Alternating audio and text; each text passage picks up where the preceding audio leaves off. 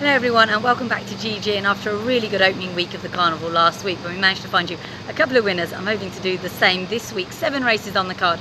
We start with a purebred Arabian contest, but I'm going to concentrate as usual on the thoroughbred action. And the feature is, if you like, an early prep race for the Dubai World Cup. It's called Maktoum Challenge Round 1. It's over a mile on the dirt, and last year it was won by Heavy Metal. He's in there again. He's got his newish trainer Sandeep Jadhav. I'm just not quite sure about this horse this time. Last year he was able to dominate on a track that was very fast at this stage of the season.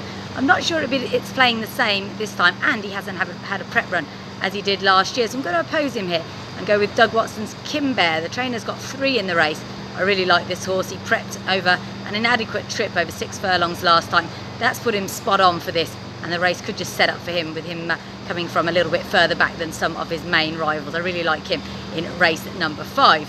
There's 2 races on the card for the 3-year-olds. One of them is a new race. It's over 7 furlongs on the turf. It's called the Dubai Trophy. And the one in there who really stands out on ratings is Sporting Chance. He's trained by Simon Crisford, who took him over to France, managed to win a Group 3 with him last year. He's disappointing since then, but freshened up. I think he's got an obvious chance here in that race. And then the other event for the 3-year-olds should give us a pointer, an early pointer, towards the UAE Derby on World Cup night. This is the Guineas Trial. Plenty of runners in there. The obvious one is Royal Marine, who lines up for Saeed bin Soroy. He's going to probably be short price favourite. He won the Prix Jean-Luc Lagardère at Longchamp on Art Weekend. That is pretty good form for all that wasn't the strongest edition of the race. He's got to adapt to dirt, but being by Ravens Pass, I don't see that being a problem. So he is my pick there to justify favouritism in that race. Move on and have a look at a couple of the other races. There's a decent 6 furlong sprint. I quite like David Monet's Alfredo Arcano there. He comes in very fit, having been recently running in Ireland. He looked absolutely great when I saw him in the morning yesterday at Meydan.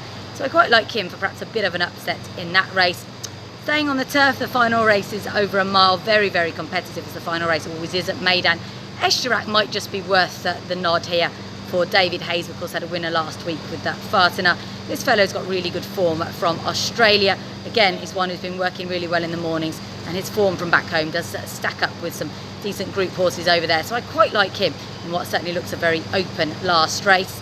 And the race before that on the dirt over the 1900 metres, so 9 furlongs and a little bit. I quite like in that race New Trails. He's a real up-and-comer here. Last time he ran very well behind a horse who's potentially on the World Cup trail in Cosmo Charlie. New Trails is no Cosmo Charlie yet, but that was a fine effort on just his second dirt run last time behind him. So New Trails would probably be one of my best of the night. But fingers crossed we can find you a winner or two. But either way, enjoy the racing from Meydan.